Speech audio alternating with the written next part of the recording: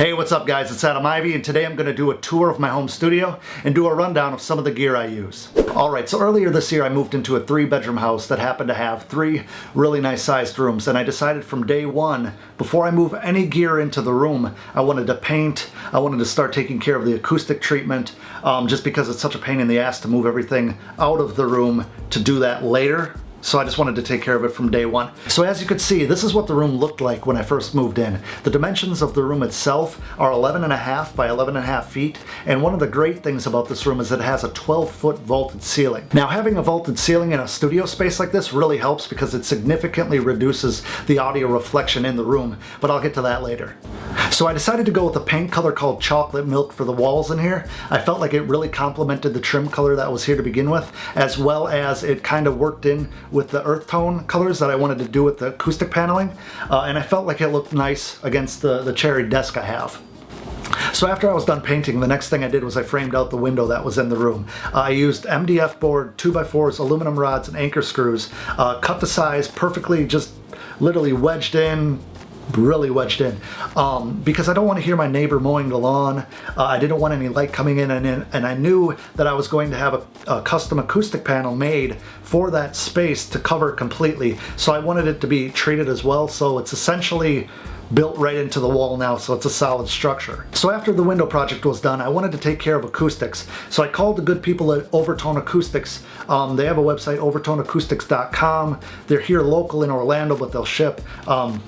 I don't work for them or anything, I'm not getting paid, but I wish I was. If you want to pay me, pay me. Anyway, they took care of all my panels. They came, they measured the room, we talked about what I wanted it to look like on top of the functionality of what it needed to do, and I have 23 different panels in here. They go from 4 inches deep to 2 inches deep. I also have 3 of their Skyline diffusers, which really help with the high end bouncing off the back wall. I got a couple bass traps over here. I'll show like a 360 of the room.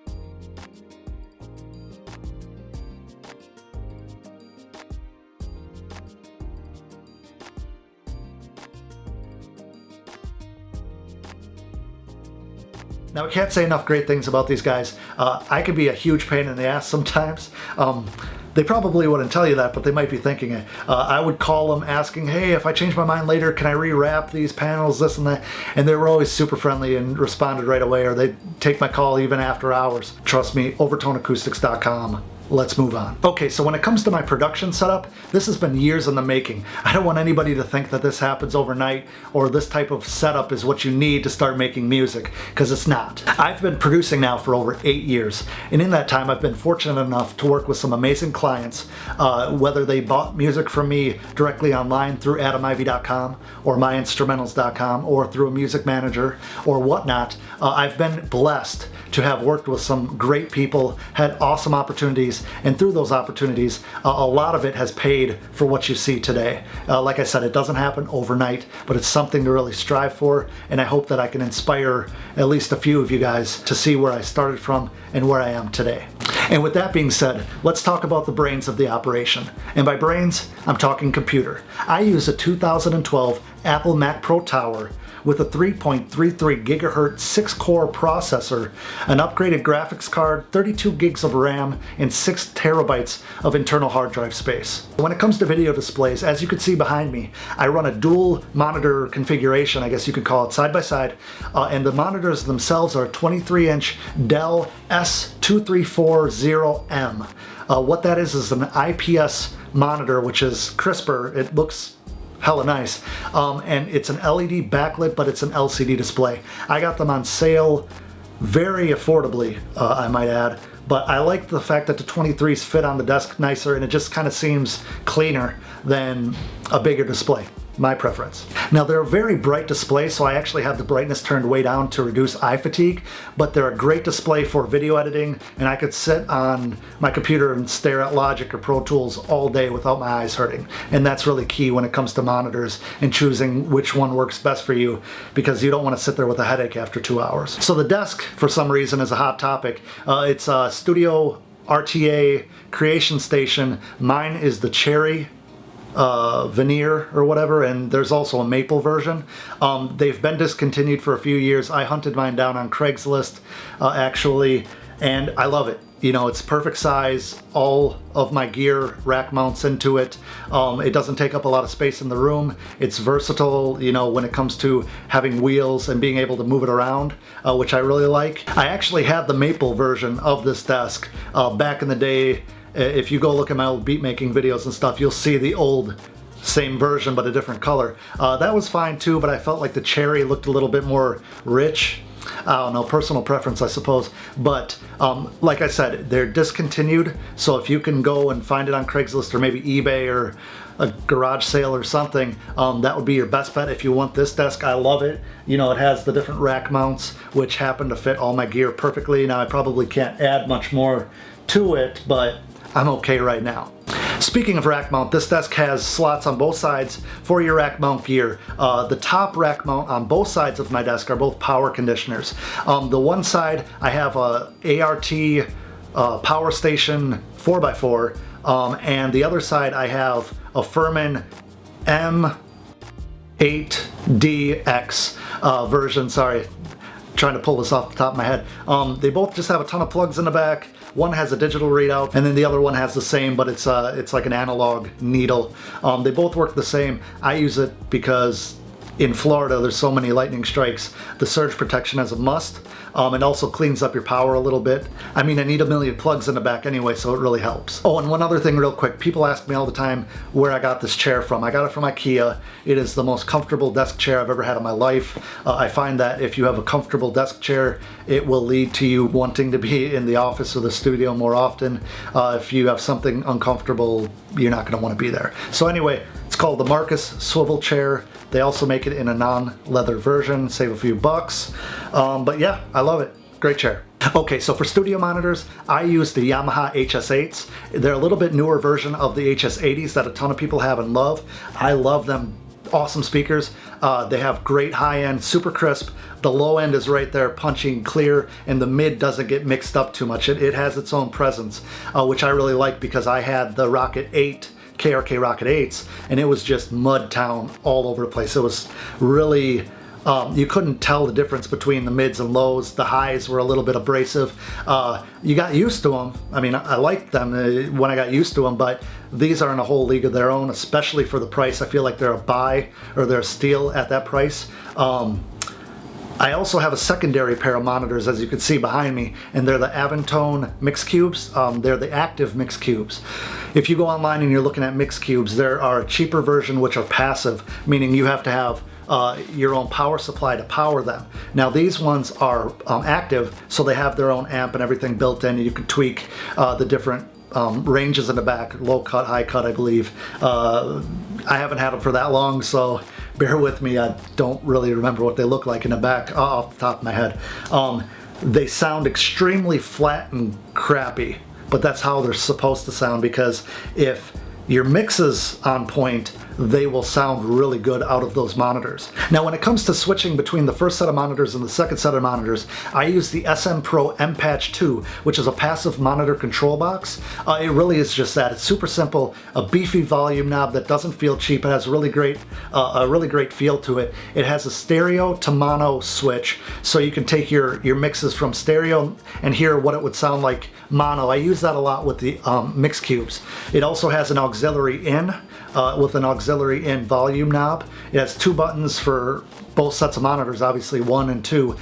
Then you can also mute the monitors for headphone referencing, and I use that quite a bit as well. It's a great buy, very affordable, especially for the quality that you're getting. Speaking of audio interface, I use the Universal Audio Apollo Duo. Now there is a quad version and there is a 16 channel version, but I didn't find that I needed that, and the price for that was quite a bit more, so I stuck with the Duo. It's really all I need for a home studio. It's probably overkill overkill. I almost bought an Apogee Ensemble, which is a really, really good interface for a little bit less money. But so far, I love the Duo. Now, I don't have the time to get into all the technical details of the Apollo Duo or a lot of my other gear, but you can go to their website and check it all out. But this thing is a beast.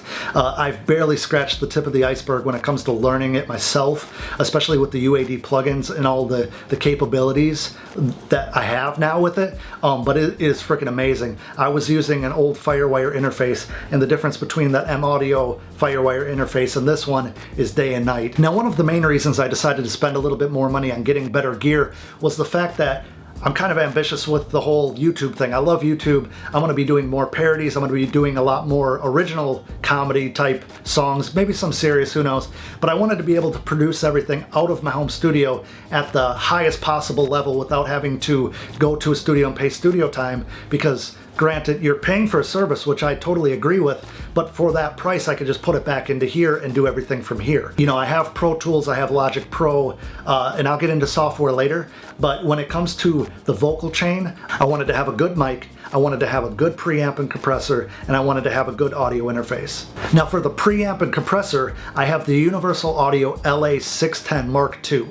I was going to buy an Avalon 737, a lot of people have it, but after doing a lot of research, I decided to go with the Universal Audio, especially because I was getting the Apollo. I got them around the same time. And I've used it several times now, and I'm very, very impressed. The compressor is a beast on there, and the preamp is it's like butter. It is amazing. I really, really enjoy it. And for the microphone I use the Neumann TLM 103. The tone this microphone picks up is amazing. I couldn't afford the U87, but I could afford the TLM 103, so I decided to go with it, and I'm very happy I did. I also have 3 other microphones. I have an Octava MK319. I have a Studio Project C1, which I've had for years and I love. It's a great buy if you're on a budget. And I also have a Shure SM7B, which I just got. I haven't even had time to play with it yet. All 4 mics have their pros and cons. I guess I could do maybe like a comparison video. If you guys want to see that, leave a comment below in the future. But yeah, they each kind of have their own job. It depends on what kind of music you're recording, depends on what your vocal tone sounds like. Maybe if you're doing a narration or if you're belting out death metal or, you know, smooth R&B. They kind of each have their sweet spots, especially paired with the preamp and compressor, as well as the Apollo and all the plugins and all that good stuff. Anyway, let's get to MIDI controllers. Now, I use 2 different MIDI controllers, the first being an Akai MPK49 and the other being a Yamaha Kx8. Now, you're probably wondering why I use 2 different MIDI controllers, but here's why. The MPK49 is a very stiff key bed. It's very springy. It's not a lot of fun to play when it comes to regular piano or strings or whatnot, but when it comes to synth stuff, when it comes to drums, it is awesome. I use the pads, but I also use the keys a lot when it comes to laying out drums and sequencing and whatnot. It has a bunch of sliders, it has a bunch of knobs that I never really use because I find that they kind of get glitchy, and I'm more of a mouse warrior anyway. I like to do everything with a mouse. So that's why I have the MPK49. It's small, compact, it's right in front of me, so when I'm staring at the screen, I have it right there. It's great, but when I load up a patch such as strings, such as a piano, such as an E-piano, anything really organic, guitars, I like the feel of a fully weighted piano, and that's why I have the Yamaha Kx8. I bought it years ago from Guitar Center. I don't even know if they make it anymore. I don't think they do. But the key bed is awesome. I believe it's the same key bed as the full-sized 88 key Yamaha Motif. I can't confirm that, but that's what I was told at Guitar Center, and it just feels really nice. It has a lot of features. It does have rotary knobs. It has you can adjust your DAW and stuff right through the screen or the options or whatever. I don't really use that. I just use it as a controller. Now, on top of having 2 MIDI controllers, I also have a hardware workstation. I have the Yamaha Motif XF6, which is a 61 key, I guess, hardware workstation. It has the sounds in it. Now, some of the great things about having a hardware workstation is, for instance, the Motif XF6 has thousands of sounds within it. So I don't have to rely on the computer. I don't have to do anything to just get an idea started. I just turn on the Motif, turn on my monitors and interface, boom, I'm right there playing. I could switch through them really, really fast, and I can record it into my Logic or Pro Tools without any problems. It also has a flash expansion, which I can add a million different other sounds to the motif. A lot of people say, oh, you don't need hardware workstations anymore. In fact, I have been an advocate for not having one, but it's just fun to play with. You know, I might sell it down the line, but for right now I use it, and I find that it brings value to my beats because some of the organic sounds out of the board sound better than most plugins that I've dealt with, and I have a lot of plugins, which I'll get to later. But the Yamaha Motif XF6, I highly recommend it. I'll do some videos on that down the line, but it's a great keyboard workstation, and just like the Kx8, I'm kind of loyal to the Yamaha brand because they make really great products that hold their value. So you could have something for a year and sell it and not lose any money, or not lose much money. Now, one thing I forgot to mention before when we were talking about microphones was that I use a Stirling Audio VMS vocal reflection filter. I think that's the technical name for it. All it does is it screws onto the mic stand. You've probably seen them before, and they work awesome. Like, I was really impressed by the results with it. I didn't think it would be very good, and it's really good. Under $100. It catches all the different frequencies bouncing around behind the mic instead of going all over the room, and on top of this room being acoustically treated, it deadens the dead room when it comes to vocals. This is really awesome. I highly recommend it for any home studio. You don't need to spend $1,000 on building out you know, a vocal chamber in a room or a bunch of materials on a closet. I mean, a closet will work, but this works very well, just saying. I also mentioned before that I use headphones to do a lot of my mixing and reference monitoring, and me having a studio for the past few years in apartment buildings, a lot of you guys might know you can't really crank up the music to do a proper mix when it's 3 o'clock in the morning. So I got really good at doing all my final mixes for the most part in headphones, but that didn't come into play until I got a good set of headphones. And the good set of headphones that I'm referring to are the Audio-Technica ATH-M50s.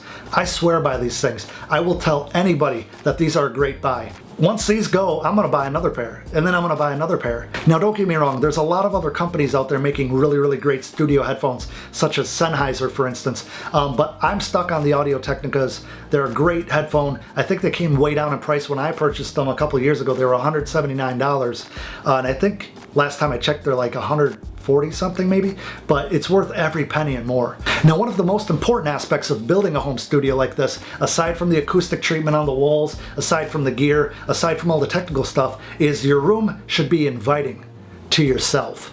Your room should be stimulating so much creativity that you're inspired just from being there.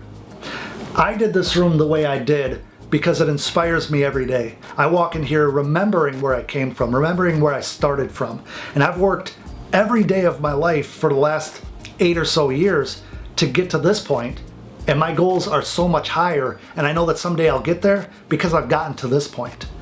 All this stuff didn't happen overnight, like I said in the beginning of the video, but it wouldn't have happened if I wouldn't have been inspired. It wouldn't have happened if I wouldn't have kept creative. I'm not perfect. I'm far from it. But I'm a lot farther from where I started than where I want to go.